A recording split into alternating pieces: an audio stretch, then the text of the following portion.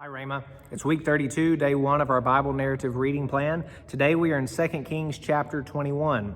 Last week we journeyed through the life of King Hezekiah. We saw that overall he was a very good king, that the Bible records him as someone who walked in the steps of David. And so Hezekiah did many good things, but now Hezekiah has died. His son Manasseh begins to reign when he's 12 years old. He reigns 55 years. That's a long time in Israel's history. It's a long time in any nation's history. What effect does the son of good King Hezekiah have? We see that Manasseh has a terrible impact upon the nation. He does what is evil in the sight of the Lord, and it lists out all the things that Hezekiah's son Manasseh does. All the good that Hezekiah has done, Manasseh undoes.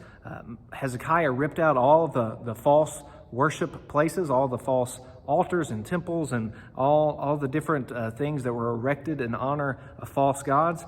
And Manasseh puts them all back up. He goes even farther. He walks in the steps of Ahab, king of Israel before. And we saw that Ahab was the worst king of the northern kingdom of Israel. And now Manasseh is the worst king of the southern kingdom of Judah. He does such terrible abominations, even offering his own son as a sacrifice on the altar to the false gods. What a terrible, terrible king Manasseh is. It's stunning to even read everything that he does. The people don't listen. Manasseh leads them astray to do even more evil than the nations had done, whom the Lord destroyed before the people of Israel. Verse 9 tells us, and we see that God, who is long-suffering, he is merciful, but he is a God of justice, and he does act, and one day he will right all wrongs. He will bring about justice upon every sin that has ever been committed.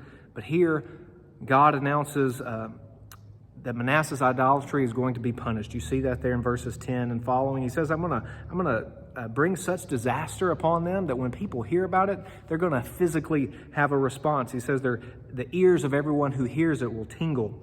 He says, I'm going to wipe them as you would wipe off a dish. They're just going to simply go away. This judgment is swift and it is coming surely.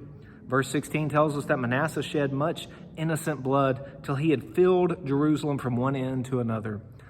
That's a poetic way of putting it, to be sure, but it lets us know that Manasseh is so wicked, so vile, so sinful. He has killed so many people.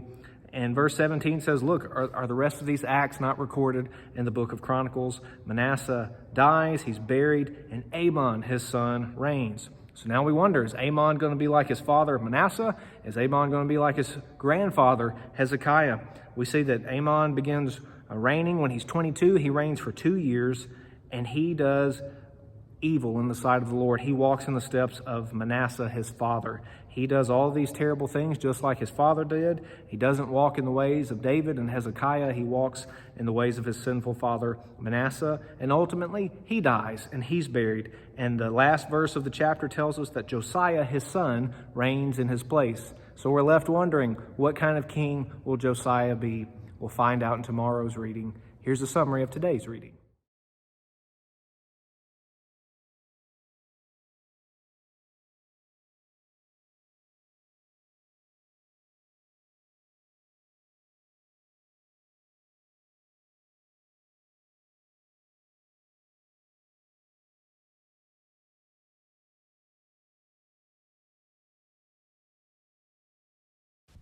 For more information, go to tunemyheart.org.